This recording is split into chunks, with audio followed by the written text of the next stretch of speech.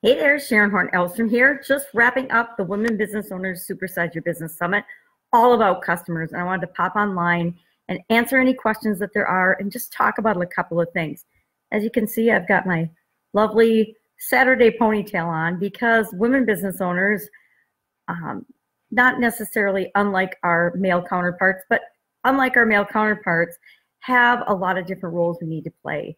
We need to wear a bunch of different hats. And today was housekeeping hat in addition to business owner hat and grandma hat, because I recently started taking care of my 3-year-old granddaughter during the week and didn't realize how much work it is to have a 3-year-old in the house again versus just running my online businesses and doing my own thing.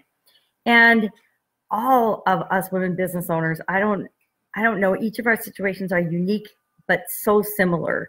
I found that it was challenging to have my own business as well as being a corporate person and raising my family and raising my kids and being expected by society and all of the things around us and all the people around us to be and do and have absolutely everything without going insane.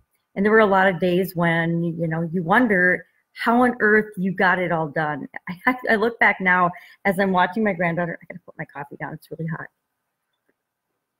And I wonder how the heck my kids survived, because there was so much craziness going on back then. And now there's craziness, but it's a different type of craziness. And I choose what I'm going to concentrate on, what I'm going to spend my time and energy on. And that's a little bit about why the Women's Summit came to be. I wasn't looking to do a summit. I wasn't even thinking about doing a women's summit or necessarily working with women, because most of my clients and my customers and the people that I consult with are actually men or men leaders in different organizations. But I wanted to work with more women. I remember my struggles and challenges in corporate America being one of very few women. I remember one organization, I was the only woman in the company, in the manufacturing leg of that company. And it was a challenge. It was me and all the guys. And as much as we like to think that there isn't an old boys network or there isn't a network, every organization has its cultural norms and biases, and an all-male organization with one woman is definitely a challenge to work in.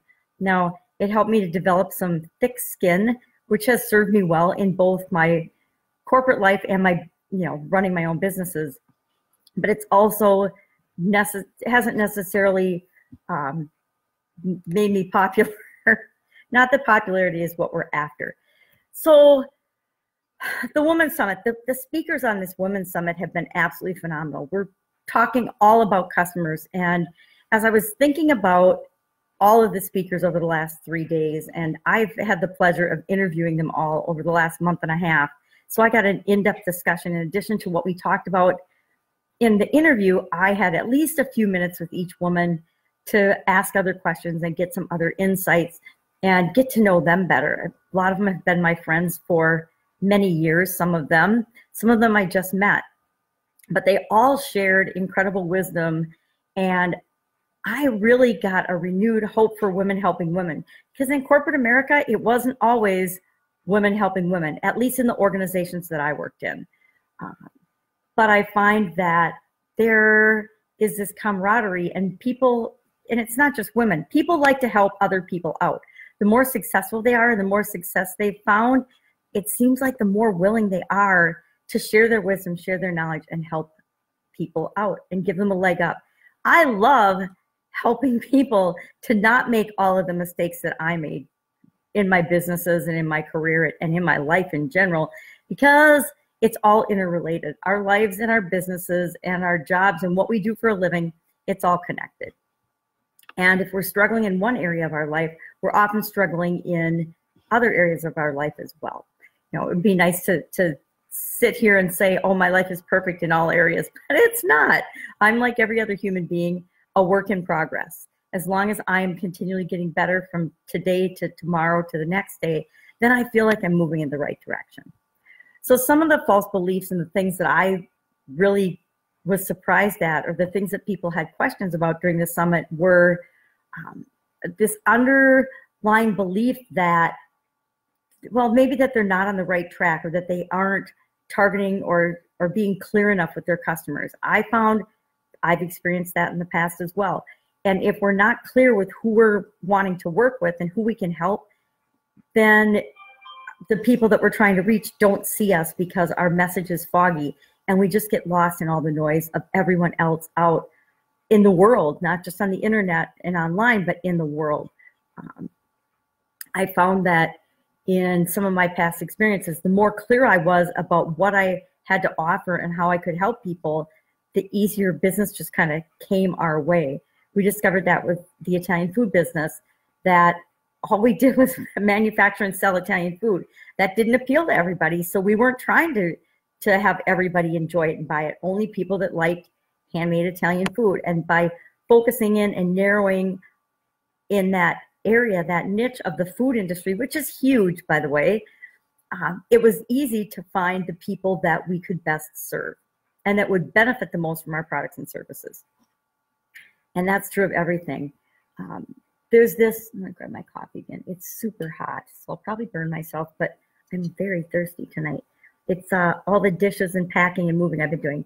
Thus, the awesome hairdo. I've been actually, without the granddaughter today and everybody's traveling, I had some peace and quiet, and I could catch up on some things that I've been wanting to do for a couple of weeks, and I just have to get done. And again, that's the women. Women have to wear many hats. I mean, just raising a family alone requires that we wear many hats, and we do a lot of different things. But if you add on top of that, you know, running a business or working and making a living and creating things that we want to create in the world, that just means more hats and more roles to play. I love this little cup. It's my daughter's. She's gone, so I can steal it. And it's big, so it holds like 2 cups of coffee, which is exactly what I need tonight, because I have more packing and organizing and cleaning to do after I'm done chatting with you a little bit. So a lot of times, and I've been guilty of this too, thinking that there aren't enough customers around to create the business and the life that I want, the lifestyle that I want. And I really learned in the Italian food manufacturing business. And I talk about that because it was my last big business that I was running before I went online, before I started doing things on the internet and in the internet world. But we only needed 43 customers. We were business to business, and we had 43 customers, and about 20% of them represented 80% of our revenue. And so with a handful of customers, we could do millions of dollars of food sales because we didn't need to appeal to everybody. We just needed to be clear who we were going to serve, how we were going to serve them, what we had to offer, how it benefited them and their customers. And the more clear we were about that, the easier it was for the right customers to come to us. And I will admit, part of what I've really enjoyed about this customer summit is in most of my business life, I have not had to go out and find customers. I haven't had to attract or get customers coming to me because well, in corporate America, it wasn't my role. I was in quality and engineering. So in quality and engineering, you're not in charge of sales, only in fixing sales mistakes. But you're not in charge of having to go out and generate sales and get customers for the business. So my corporate career didn't really involve any sales at all. And then my businesses on the side, I only naturally attracted and worked with people that came to us. And we did that through word of mouth in different industries and in different businesses. So as far as marketing and doing things online, I will admit I did nothing. We did virtually nothing for the whole Italian food manufacturing business. We would do some, we'd sponsor some things and promote some things and, you know, have a banner at events or something, but we didn't actually buy or go out or advertise or market to anyone. So joining and coming to the online world a couple of years ago, it's been very different and really interesting for me. I find it super fascinating because it is different. But I've also learned that it is so powerful to add an online component to your offline business. You can double and quadruple your results in such a short period of time. It's definitely the way to go, and that's why I help other businesses to do that now. The other thing that I came across as I actually entered the online world, and part of why I wanted to do this virtual summit was it was like I was starting over again in the business world, which I really found interesting, that here I had this, quarter century corporate career where I was really, really successful and had incredible results, great teams of people and resources, unimaginable resources at my fingertips. And then I struck out into a world where I felt like I was starting over, and owning my own business and building my own businesses. Sometimes that's a lonely road to hoe. I guess it's a garden reference, a road to hoe, because I didn't have those resources. I didn't have the specialist teams at my fingertips. And so I had to just figure stuff out. Now, I had gotten a really good education and, lots of experience working with teams and working with people. So it made putting systems and processes and procedures and things in place for my businesses just natural. I just naturally had always done that in corporate America. So it just made sense that I was going to do that for my businesses as well. But I didn't expect the whole, slide backwards in my belief and confidence level. I was really surprised that I felt like I was struggling to figure certain things out that in corporate America, I just would have automatically said, yeah, here, let's do this. This is what we're going to do next. I would second guess my decisions, and I would really sometimes doubt, well, can I do this?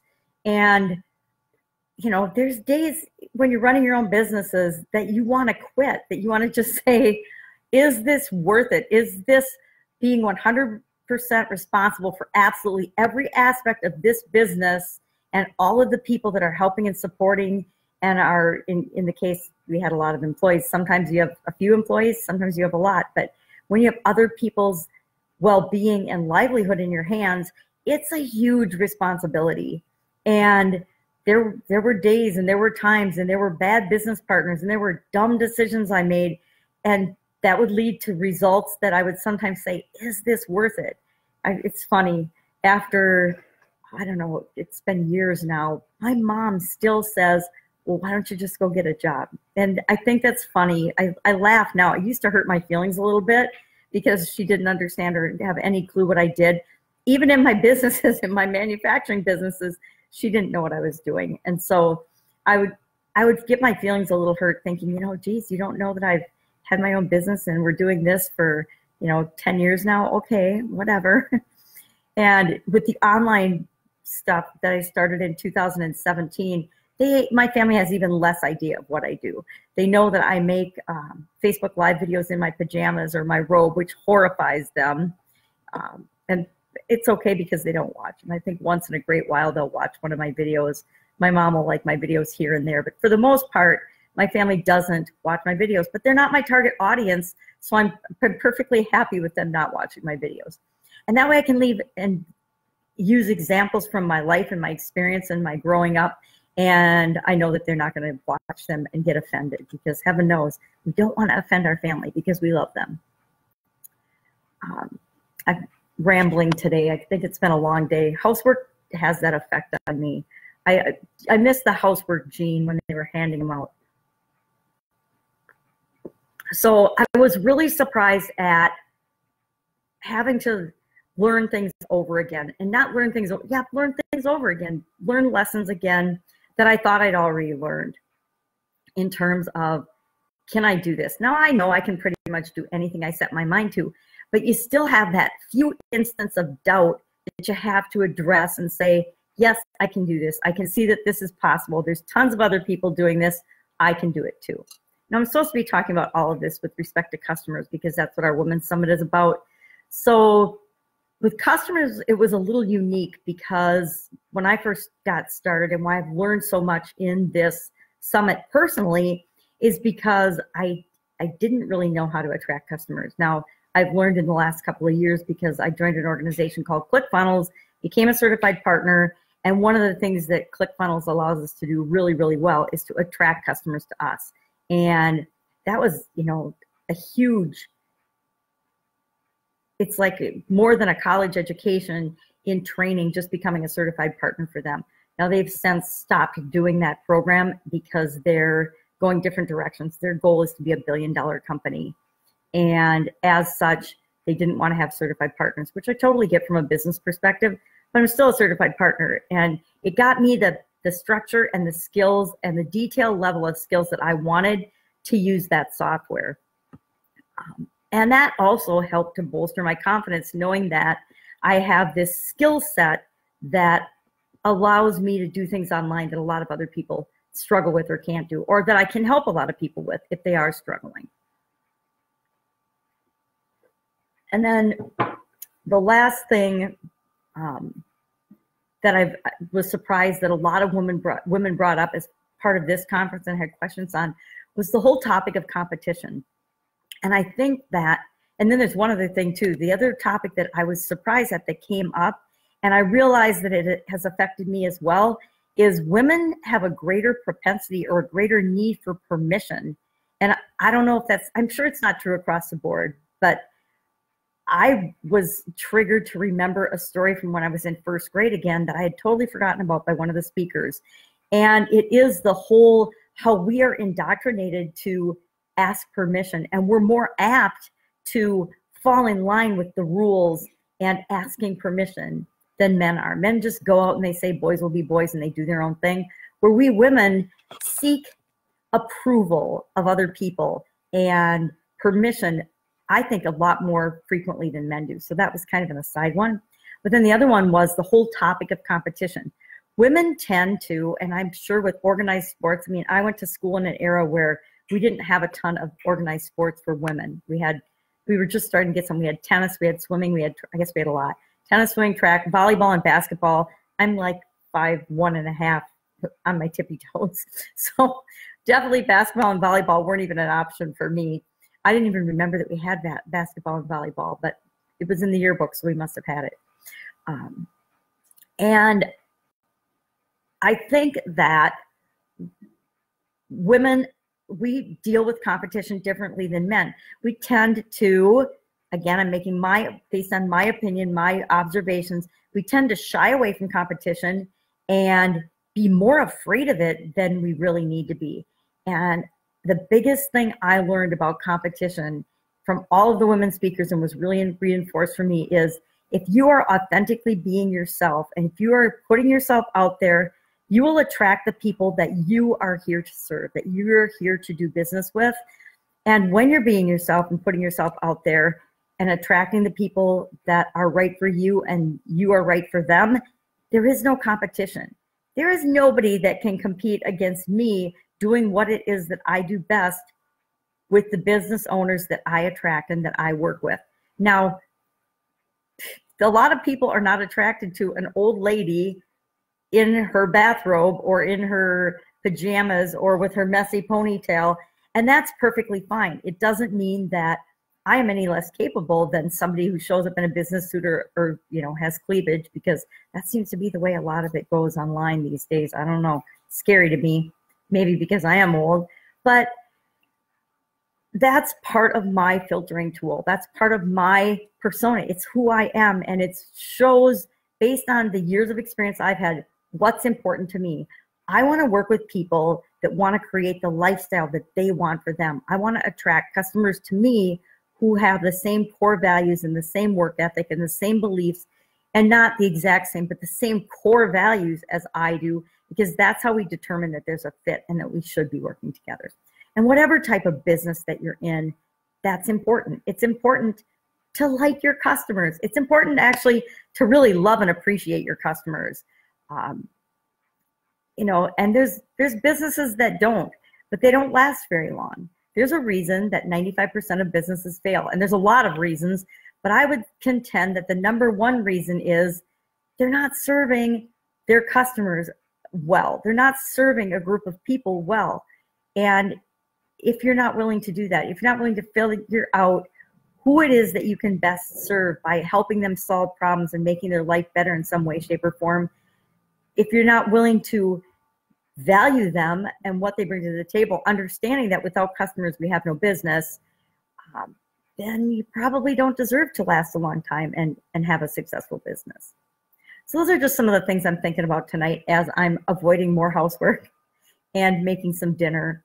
If you have any questions about the Women's Summit or what's next with this Women's Summit, go ahead and hit me up in the messaging or in the comments section. Ask away anything about customers, and I will get the answer. And if I don't know the answer, I will ask one of the amazing women that participated in this summit that I know will have the answer, the in-depth answer for you. Anything with respect to question. What's next as far as the summit goes? We are done with the free interview section, and we're to the what's next. Well, you can still get the all access pass, which includes a whole bunch of things, but of course, access to the interviews. It includes the question and answer lives that we've done. We're also going to do another question and answer all about customers live on March 1st. It includes the bonus write-ups and the in-depth interview questions that several of the participants did in a members area. There's a private members area just for people that get the all access pass, and there's a ton of other bonus material in there. Specific detailed trainings, exactly how to do things with respect to social media, because that was a big topic of the conference, of the summit, not the conference. I'm thinking about a conference that I'm usually at, but I'm not at this year. So that was a big portion of it. How exactly do you do things on Instagram? Do you do things on Facebook Live? How do you do, how often should you do things? The detailed mechanics of certain platforms, and you know, do you need to be publishing? Is that important? Do you need to get your face out there? Now, I noticed this weekend there's a whole bunch of new webinars popping up about, oh, you can be a coach and you can get high ticket clients and you don't even need to ever be around social media or do anything. So I actually signed up for a couple of those so I could listen in to see what the new hook is for people to be coaches and life coaches, but you really don't have to go out and find any customers. I'm like, okay, that should be interesting. What else have we got in there? So obviously I'm tired. And then that's $97 until next Thursday at midnight, the 28th at midnight. Then that will go to $197, be available for another week or two, and then it will disappear forever. You won't be able to even buy it. In addition to that, I am doing a 30-day customer challenge. And starting on March 1st, Friday, March 1st, we will begin, and we're going to start Monday. I'm going to start Monday doing practice pre-work type things for a 30-day challenge. And in the month of March, we're going to do a 30-day challenge all about customers, where we'll do a daily lesson, where we'll do a Facebook Live under 10-minute video lesson. The thing that you need to do today, a little thing each day for 30 days to actually create the framework and the structure for all of the things you need to do to handle customers for your business. Whether you're a solopreneur or a multi-employee or number of people that help you, because a lot of people don't have employees, they have outsourced people that help do different things for your organization.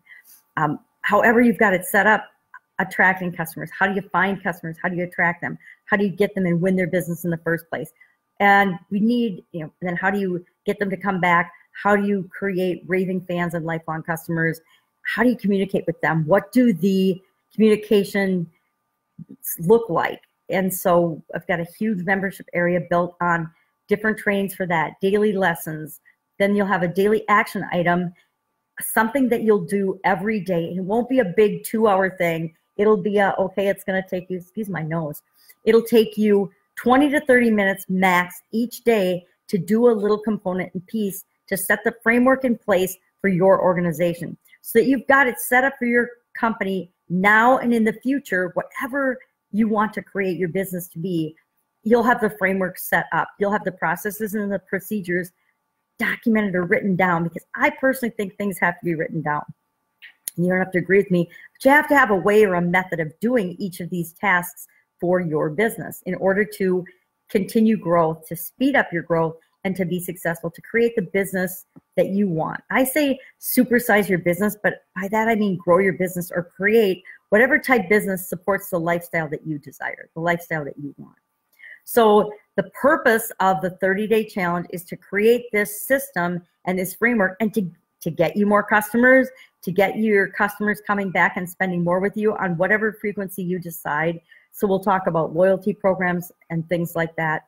But 30 days from now to the end of March to create exactly what you need to handle customers for your organization forever.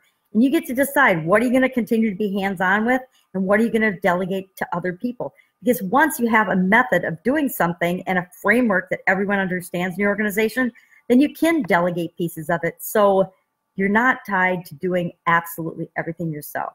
And I don't know about you, but as a woman business owner, time has always been my most precious resource. And being able to prioritize and figure out, well, what do I uniquely have to do? And then what can I get help with from other people? Because none of us survives in a vacuum. Not only do we need customers, but we need team members, and we need people to share our success and our joys, and the reason we have a business in the first place with. So that package is also $97 for the 30-day challenge. And I'm going to do something between now and February 28th. Part of this offer is, if you sign up, do the 30-day challenge, and then do a video testimony at the end, I will give you your $97 back. It's not about the money. I don't want your money. I want you to commit to yourself that you'll do the 30-day challenge, that you'll create this customer framework for your business so you can free up your time, so you can get things in place to make your life easier, so that you have time to do what it is that you want to do with your life and with your business. So you have time.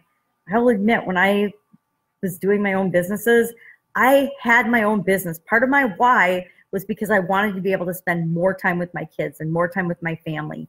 And I ended up early on creating a worse than a job for myself, because I worked 7 days a week for an entire year, like 12 to 14-hour days, before I stopped the insanity and said, okay, this isn't what I signed on for. This is not how I want my business to be structured. And it took me a year to wake up and figure out that I was in control of that. I set myself up to be doing that. So I was the one that was going to have to change that and figure it out. And part of that was, okay, figuring out customers, figuring out each department within my business, each function that had to get done. And I was in a food business, so it was manufacturing. Regulations are huge in a food business. Sales, delivery, processing, purchasing, quality control, costs, finance, human resources, hiring, firing, customer relations, marketing, sales. And like I said, there was not much time or energy for marketing and sales. I had to structure it so that it was pretty much automatic. And I did that with everything in the organization. And you can do that with your businesses too. And we're starting with this First Woman Summit all about customers, because every business on the planet needs customers, and we need to have this nailed. We need to have this figured out and automatically working in our favor. Some of it we can automate it. Well, you can automate the whole thing, but you get to choose. What am I going to automate? What am I going to delegate? What am I going to do myself? Because some things we like to keep our fingers in. We like to keep control of. So again, that's enough rambling for the evening. I'm going to go have some dinner. I hope you have a fantastic night. If you have any questions, pop them in the comments below. I'll probably pop on sometime tomorrow again and chat about the questions that are coming up, because I'm getting questions every day, and see if I can answer them. Because if one person or two people are asking me a question, chances are other people have a similar question. Go out, make it a fantastic night. Get all the customers you need, want, and desire, and make sure you're serving them well and solving their problems. The more problems you solve for other people, the more value you add to the world, the more value comes into your life. All right, talk soon. Bye. Oh my goodness.